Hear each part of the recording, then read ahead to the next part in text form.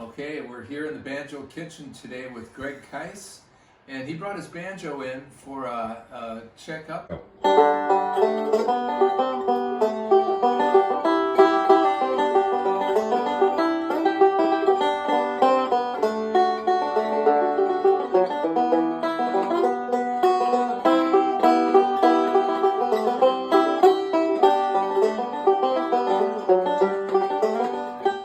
He was talking about weight, so what do you think?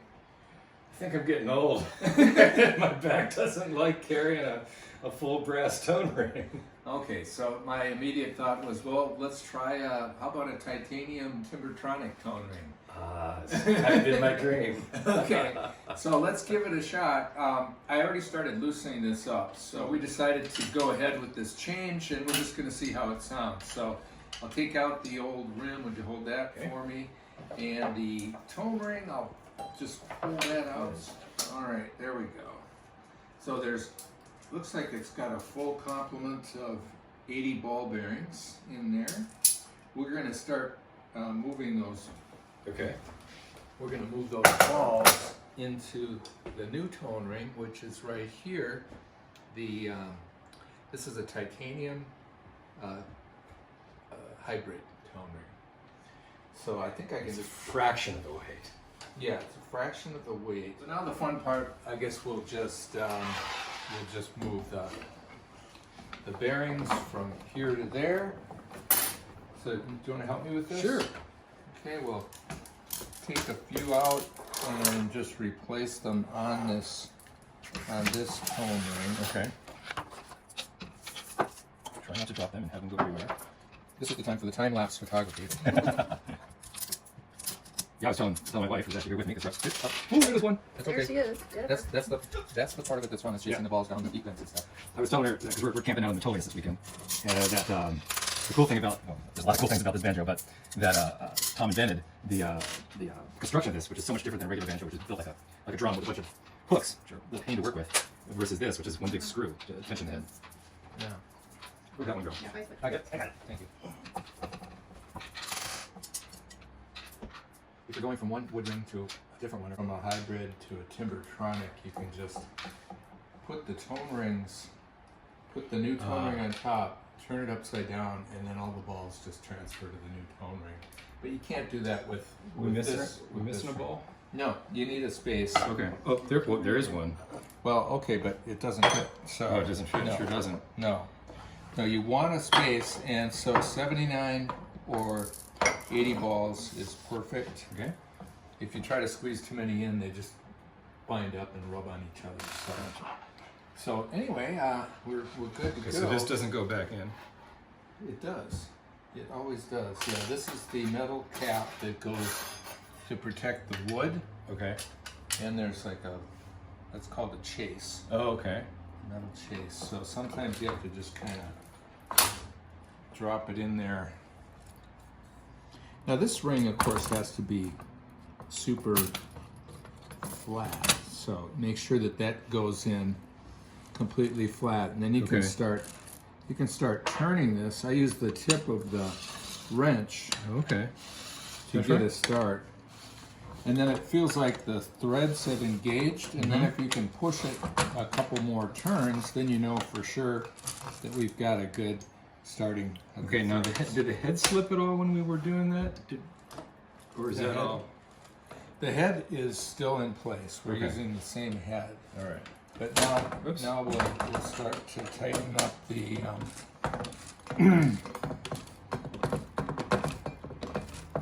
yeah, I can feel some tension already starting to come onto the wrench. So I'll put my second wrench in.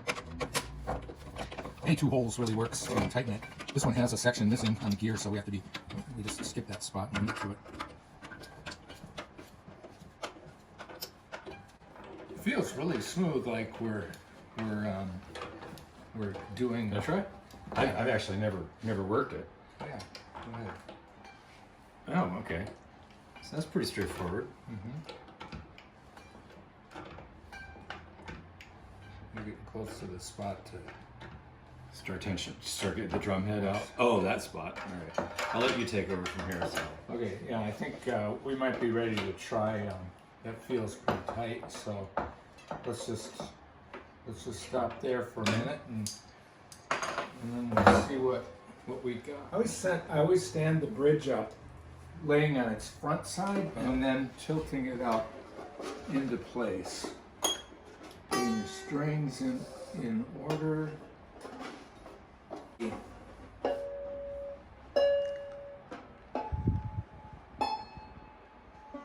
That's it. You know, it's like pretty much right there. And what are you looking for when you do that? That they're the same tone? So I'm doing the harmonic chime at the 19th fret. At the 19th, okay. Now that second note might have been a little sharp, so then you just push the bridge back a tiny bit. It's a little better. And so why the 19th fret, not the 12th fret? The 19th fret, you're checking the difference of the tuning being off from this distance versus this distance, and so it's a percentage-wise easier to tell the difference in pitch. Gotcha. You're off by a set amount, but if you're checking against a shorter distance, mathematically it comes out it's much easier to hear. Okay. Yeah. So.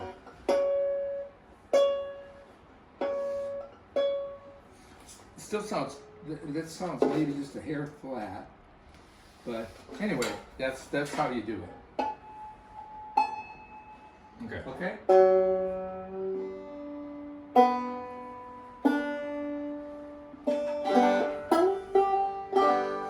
All right, let's put the resonator on temporarily, and then I'll get some picks, and we'll see how it sounds.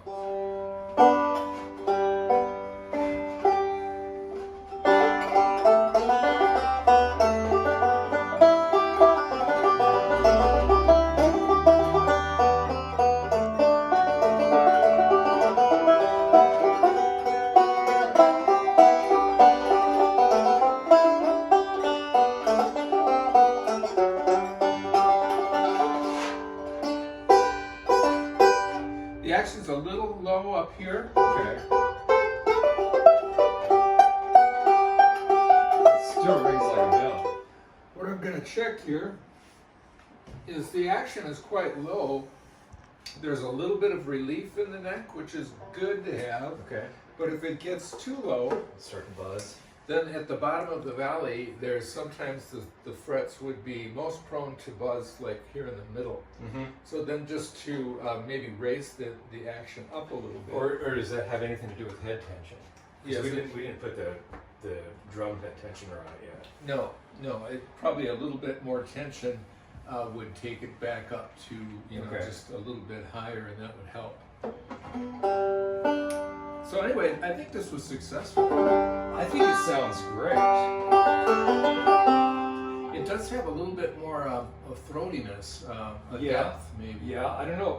How do you think the sustain is on it? It sounds like a pretty good, great sustain.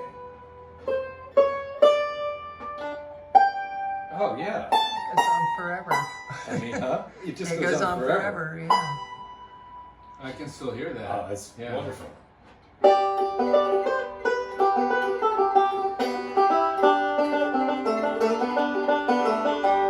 But in order to have, it's super easy to play, but my action here is about a 1/16 of an inch, and that's like a little bit too low. Okay. So we want it to be almost feel how an eighth of an inch. The resonator's not. Oh my gosh.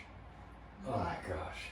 Yeah. Not later? Oh, Lighter. it's like Don't drop I got my hand on it. It's like it's night and day. Yeah.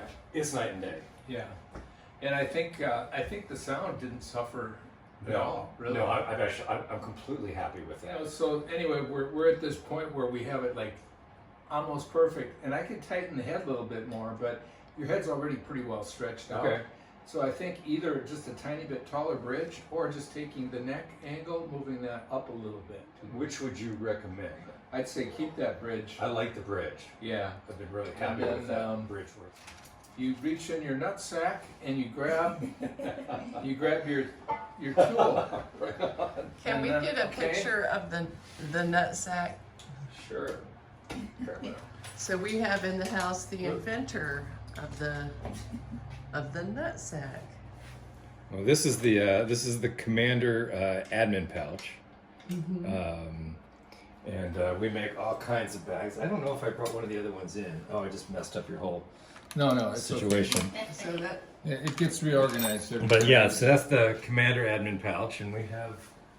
I don't think I brought the other bag in, but yeah, we make American-made bags for men.